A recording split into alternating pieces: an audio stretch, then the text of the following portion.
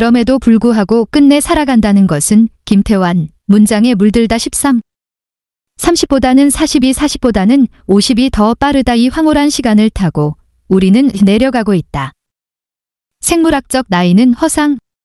지금 나이에서 17살을 빼라. 서울 탑골공원의 노인들. 이 황홀한 시간을 타고 우리는 내려가고 있다. 저 과거에서 온 외계인처럼 사진 조선 DB. 한국힐링문학 2023년 12월 5회 시인 이인선이 쓴 박남수 시를 통한 상담심리치료와 정서치유 효과를 읽다가 이 문장에 잠깐 정신줄을 놓는다. 인상적이다. 내려놓음은 사특함이 없다. 내려놓음의 시는 사치를 극복한 수능이 있다는 것이다. 내려놓음이라. 한국힐링문학 2023년 12월 5. 솔직하면 죄를 덜 짓는다. 제2, 제3의 거짓을 만드는 횟수를 줄인다. 기회주의자의 목소리는 늘 가늘고 작다.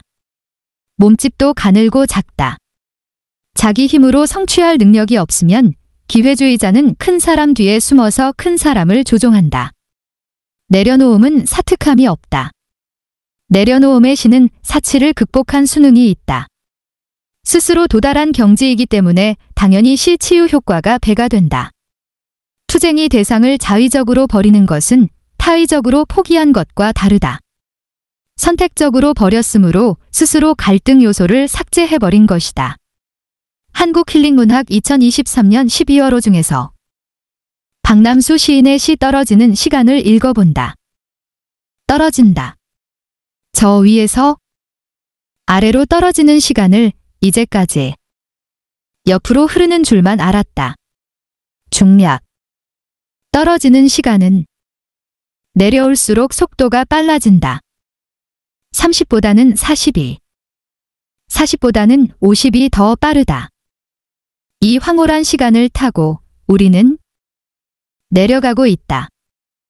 저 과거에서 온 외계인처럼 박남수의 떨어지는 시간 중에서 내려온 생에 온화춘 인생 강 수심으로 내려가는 돌처럼 박남수 시인. 아래로 떨어지는 시간을 박남수 시인은 황홀한 시간이라 말한다. 그런 인식이 놀라울 뿐이다. 나이 들면 아무리 생각해도 황홀과는 거리가 멀어 보인다. 도처의 환해는 늙은 남자가 수두룩하다. 젊은 시절의 열정과 수고의 열매가 그저 그리울 뿐이다. 나이가 많다는 이유로 자신의 권위를 내세우기 일수다. 뻔뻔해지고 곧잘 분노에 빠진다. 그러나 이 분노가 잘못된 감정이라는 것을 깨닫기까지 그리 오래 시간이 걸리지 않는다. 그럴수록 더 화가 난다. 얼마나 더 순례의 여정을 떠나야 할까? 늙을수록 더 배우고 단련할 일이 많다는 것을 깨닫게 되지만 내려온 생에 낮춘 인생을 더욱 낮추라고 등을 떠미는 것 같다. 얼마나 더 낮아져야 할까 하는 생각도 든다. 스스로를 낮추어 여기까지. 내려온 생애를 더 얼마나 낮추어야 낮춘 인생이 보일까? 이제 나는 할 일을 잃었다. 아무런 생산적인 일도 할 수가 없이 되었다. 척추가 구부러지고 팔다리의 근육도 묽어져 흔들린 지도 오래다. 그보다도 정신력이 어지럼증을 일으켜 어질 헛도는 치차처럼 헐렁인다. 이제 더는 쓸모가 없어져 신났으며 살았다는 증거를 삼고 있다. 스스로를 낮추어 여기까지. 내려온 생애를 주섬주섬 담아서 갈 길을 챙기고 있다. 바닥까지. 낮추어 욕심을 버리고 나면 이렇게 개운한 것을 미처 모르고 살아온 헛살은 생애가 앙상한 뼈처럼 서 있다.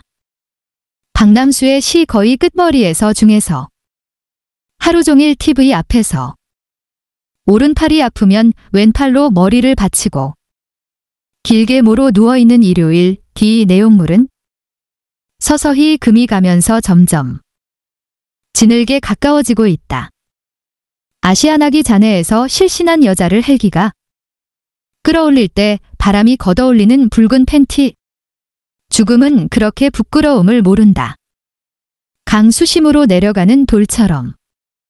어디까지 내려가나 보자 아예 작정을 하고.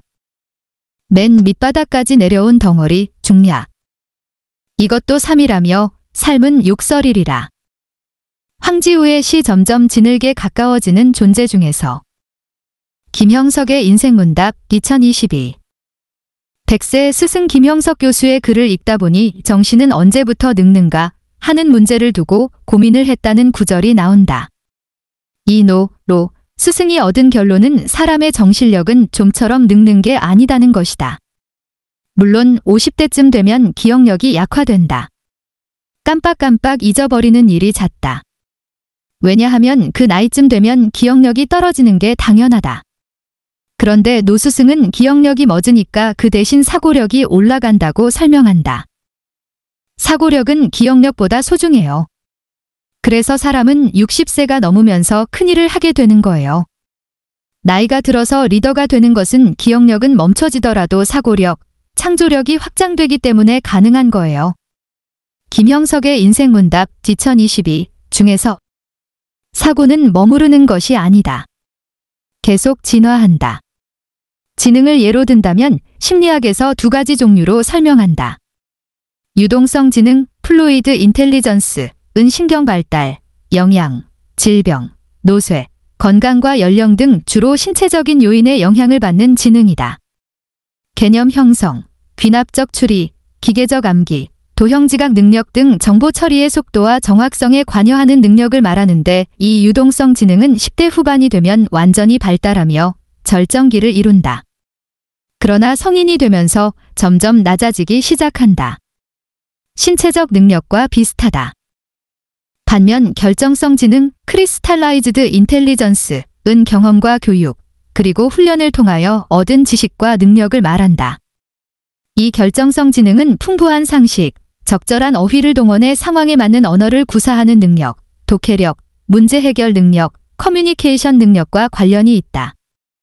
결정성 지능은 의도적 학습 과정을 통해 발달하는 것이므로 연령과 비례해 계속 상승한다. 김형석 교수의 60이 넘어 사고력, 창조력이 확장된다는 말은 결정성 지능을 두고 하는 말이다. 계속된 그의 주장이다. 내가 경험했으니까 분명히 말씀드릴 수 있는데 노력해서 잘 준비하면 신체가 늙는다고 해서 정신력까지 늙는 것은 아니에요. 나의 정신력은 내가 더 많이 키울 수 있다고 보는 거예요.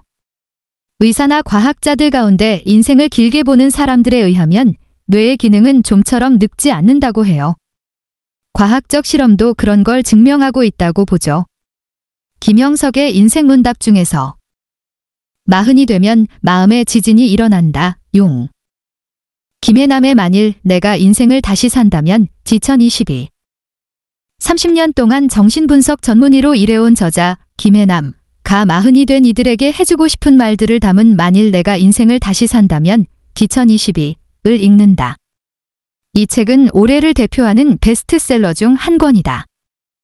저자는 정신분석 전문의로 두 아이의 엄마로 시부모님을 모시고 사는 며느리로 눈코 뜰 새 없이 바빴다. 40살까지만 해도 내가 잘했으니까 지금의 내가 있는 거지라고 생각했다. 집이고 병원이고 환자들이고 자신이 없으면 큰일이 난다고 생각한 것이다. 그런데 2001년 43살에 몸이 점점 굳어가는 파킨슨병 진단을 받았다. 병마와 싸우며 비로소 알게 되었다. 자신에게 주어진 모든 역할을 다 잘해내고 싶은 마음에 스스로를 닥달하며 인생을 숙제처럼 살아오다 보니 정작 누려야 할 삶의 즐거움들을 너무 많이 놓쳐버렸다는 사실을 말이다. 그리고 더 충격적인 것은 자신이 없는데도 세상이 너무나 멀쩡하게 잘 돌아간다는 사실이었다. 정신분석가인 융은 40이 되면 마음의 지진이 일어난다고 했다. 삶 전체가 흔들리는 듯한 혼란을 겪는 것이다. 제임스 홀리스에 따르면 우리는 1차 성인기인 12에서 40세까지 누구의 아들, 딸, 누구의 엄마, 아빠, 어느 회사의 팀장으로서 가족과 사회 안에서 사회화된다. 그것은 진정한 본성에 따르기보다는 인생은 이렇게 살아야 하고 선택은 이렇게 해야 한다고 키워진 결과로서의 삶에 가깝다. 즉 진정한 자신에게서 멀어진 채 살아온 것이다. 김해남의 만일 내가 인생을 다시 산다면 중에서 낮아짐, 내려놓음, 비움의 변곡점을 김해남 의사는 마흔이라 규정한다.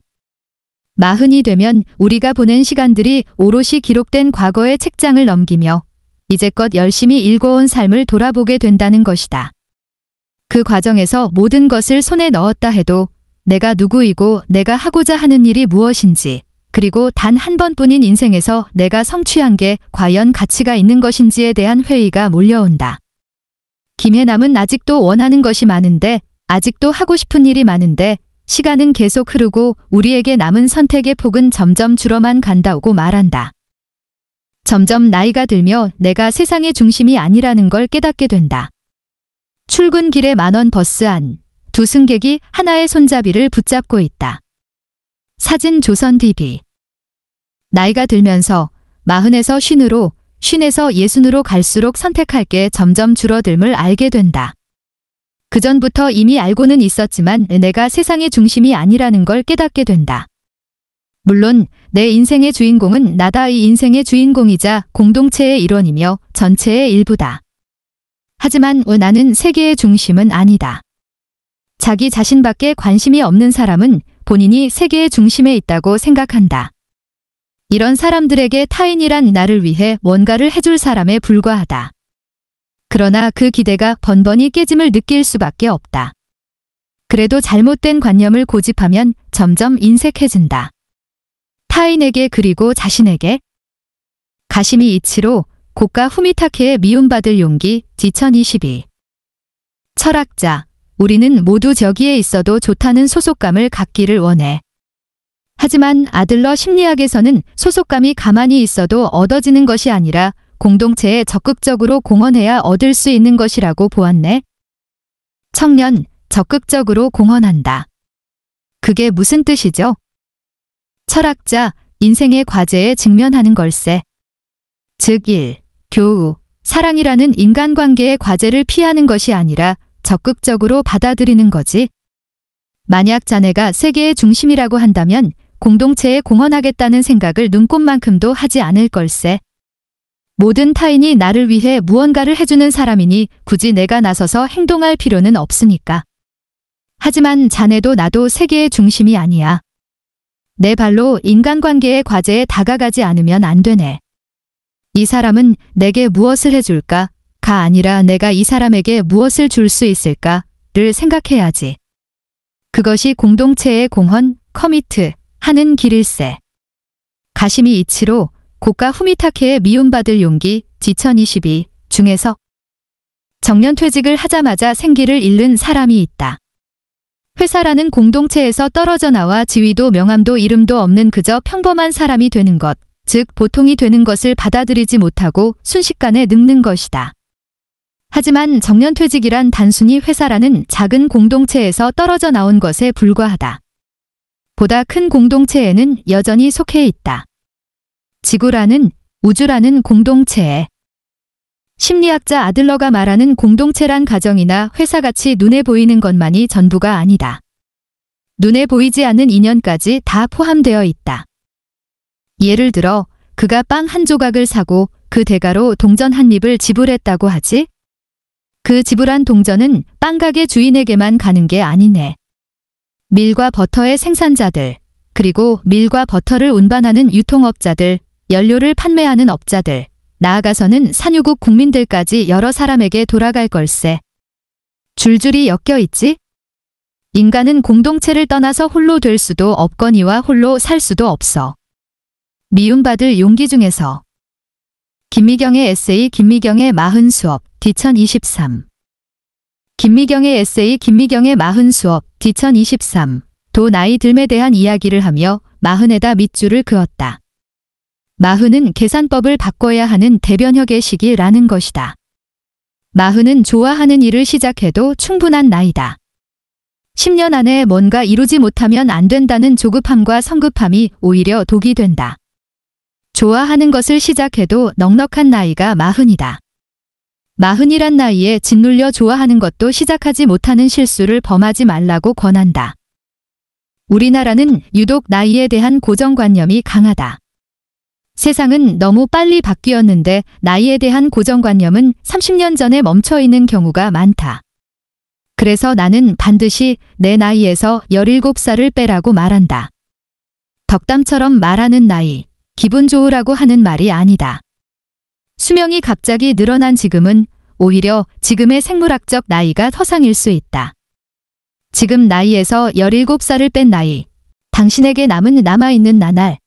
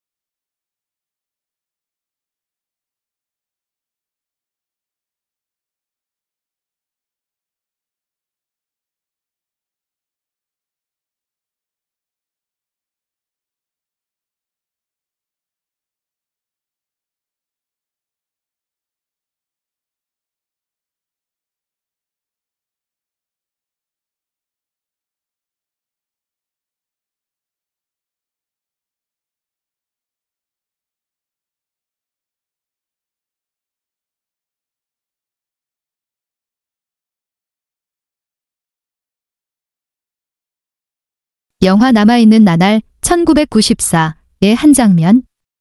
영국 가문에서 재산을 관리하는 집사 역할을 맡은 스티븐슨, 댄서니 홉킨스, 과 켄턴, 엠마 톰스. 가즈오 이시구로의 장편소설 남아있는 나날, 지천구, 국내 출간, 은 영국의 귀족인 달링턴 홀의 농로, 집사 스티븐슨의 이야기다. 스티븐슨은 진정한 집사가 존재하는 곳은 영국밖에 없고 그 외의 나라들에는 오직 하인들만 있을 뿐이라 굳게 믿는 전근대적 인물이다. 그는 품위라는 말을 가장 중시한다. 그런 그도 이제 늙었다. 1956년 7월 평생을 주인으로 모신 달링턴 경의 죽음 이후 화려하고 웅장한 저택이 경매로 넘어가고 미국인 부호를 새 주인으로 맞이한다. 어느 여름날 저녁 무렵 스티븐슨은 같은 집사 일을 했던 아버지를 떠올린다. 70이 넘은 스티븐슨 시니어는 어느 날 다과를 나르다 문지방에 걸려 넘어지고 만다. 훌륭한 집사라는 자부심이 무너지고 이후 거실 바닥 청소와 같은 허드렛 일을 맡게 된다. 그 과정을 아들 스티븐슨은 묵묵히 지켜봐야 했다. 땅에 시선을 고정한 채 한 걸음 한 걸음 신중하게 되짚어 걷는 아버지의 늙은 모습은 노쇠함을 거부하는 분노의 표현처럼 느껴졌다. 가정부 켄턴은 그 모습을 지켜보며 마치 땅에 떨어뜨린 귀중한 보석을 찾으려는 듯하다고 말한다. 어느덧 그 아들이 그때의 아버지 나이가 된 것이다. 새 주인의 호의로 스티븐슨은 6일간의 여행을 떠나게 된다. 스티븐슨은 한때 사모했던, 그러나 집사의 본분을 다하기 위해 떠나보내야 했던 가정부 켄턴을 찾아간다. 스티븐슨은 1930년대 초 달링턴 경의 친구에게서 물려받은 신사복을 여행 가방에 담고 1930년대에 작성된 여행 안내서를 들고 길을 떠난다. 때는 1956년이었지만 1930년대 여행서를 들고 떠나는 스티븐슨. 20여 년의 세월과 변화를 건너뛸 수 있다고 자신한 것이다. 세월의 변화를 거부하려는 듯이 스티븐슨은 냉혹하고 충실한 집사로 평생을 살았다. 집사 일에 충실하고자 아버지 집사의 임종을 지키는 일을 포기했고 켄턴에 대한 사랑의 감정도 억누르다 그녀를 떠나보내야 했다. 집사의 최고 덕목이 절제라고 믿었다. 그러나 여행이 중반에 이르렀을 때 스티븐슨은 자신의 집사로서의 삶이 잘못된 삶일 수도 있음을 깨닫는다. 2명의 유대인 하녀를 해고했을 때 켄턴이 부당함을 호소해도 스티븐슨은 주인의 지시에 맹목적으로 복종했던 때가 떠올랐다. 켄턴이 청혼을 받았다는 사실과 그 청혼을 수락했음을 고백해도 스티븐슨은 속마음을 숨긴 채 사무적으로 축하를 건넸던 기억이 떠오른다. 스티븐슨은 어둑한 복도를 지나다 켄턴이 북받치는 울음을 삼키고 있다는 확신에 사로잡히지만 그녀의 방문 앞을 지나치고 말았다. 가즈오 이시구로의 장편소설 남아있는 나날, 지천구, 국내 출간. 기억의 파편 혹은 그 오랜 세월 무연히 생생하게 남아있는 한순간이라고 하는 것이 좋을 옛 모습이 하나 있다. 뒤편 복도, 켄턴 양의 집무실, 닫힌 문 앞에 홀로 서 있는 내 모습이 바로 그것이다. 정확히 말하자면 그때 나는 그녀의 집무실 문을 마주하고 있었던 것이 아니라 문 쪽으로 몸을 반쯤 튼 채 노크를 할까 말까 망설이며 꼼짝 않고 서 있었다. 내 기억에 따르면 그때 나는 켄턴 양이 바로 저 문 뒤에서 내게서 불과 몇 미터 거리에서 엉엉 울고 있으리라 확신한 나머지 충격을 받은 상태였다. 좀 전에도 말했듯 그 순간이 내 마음에 깊이 새겨졌을 뿐 아니라 그렇게 서 있는 동안 내 마음에 일었던 독특한 감정의 기억까지 함께 각인되었다. 중략. 켄턴 양의 집무실이 가까워지자 문틈으로 불빛이 새어나오는 게 보였고 그녀가 아직도 안에 있다는 것을 알 수 있었다. 이제야 확실하게 기억나는데 내 기억에 그렇게 끈질기게 남아있었던 장면이 바로 그 순간이었다.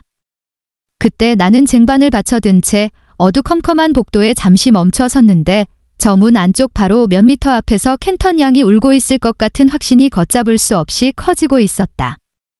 실제로 울음소리 같은 것은 전혀 듣지 못했기 때문에 그 같은 확신을 설명해줄 증거는 사실 전무했던 것으로 기억된다. 그런데도 나는 지금 저 문을 두드리고 들어가 보면 눈물 젖은 그녀를 발견하게 될 것이라고 굳게 확신했던 것 같다. 내가 얼마 동안이나 거기에 그렇게 서 있었는지 모르겠다. 가즈오 이시구로에 남아있는 나날 중에서 드디어 여행의 종착지에서 자신처럼 늙어버린 켄턴, 이제는 벤 부인으로 변한 늙은 그녀와 만난다. 벤 부인은 스티븐슨에게 그때 하지 못했던 고백을 한다. 옛날 달링턴 홀을 떠난 것이 당신을 약 올리기 위한 책략쯤으로만 생각했고 인생에서 끔찍한 실수를 저질렀다 오고 말이다. 그러면서도 이제 와서 시간을 거꾸로 돌릴 방법은 없다. 내가 있어야 할 자리는 지금 남편 곁이라는 사실들 고백한다. 그러자 스티븐슨도 처음으로 내면을 드러낸다. 그때 내 가슴은 갈기갈기 찢기고 있었다고. 그때 내가 곧바로 무슨 대꾸를 했을 것 같지는 않다. 켄턴 양의 말을 제대로 소화하는데 1에서 2분 정도 걸렸으니까. 게다가 그녀의 말에는 여러분도 짐작하겠지만 내 마음에 적지 않은 슬픔을 불러일으킬 만한 의미가 함축되어 있었다. 이제 와서 뭘 숨기겠는가? 실제로 그 순간 내 가슴은 갈기갈기 찢기고 있었다. 남아있는 나날 중에서 스티븐슨은 6일간의 여행을 통해 집사로서 자신의 절제와 복종이 틀렸음을 평생 복종했던 달링턴 경위 나치의 추종자에 불과하고 자신 역시 그 추종자와 같은 공범임을 인정한다. 이 소설의 제목은 남아있는 나날이다. 늙은 집사 스티븐슨에게 남아있는 나날은 어떤 날들일까? 분명 맹목적 복종과 절제와는 다른 길일 것이다. 스스로 삶을 선택하며 그 선택에 의미를 부여하고 살 것이다.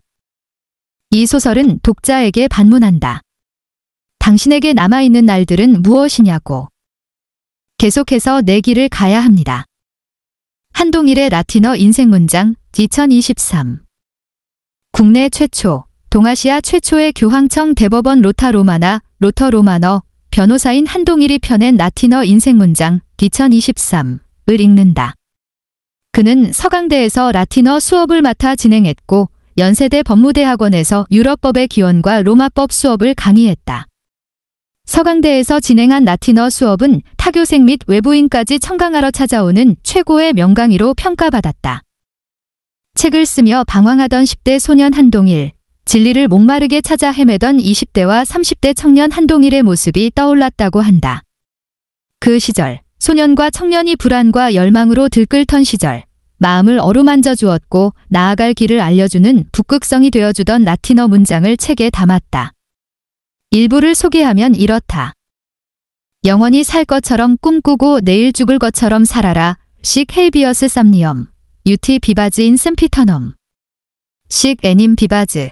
유티 크레스 모리에리스. 정확히 똑같은 걸음걸이가 없듯 똑같은 발자국도 없습니다.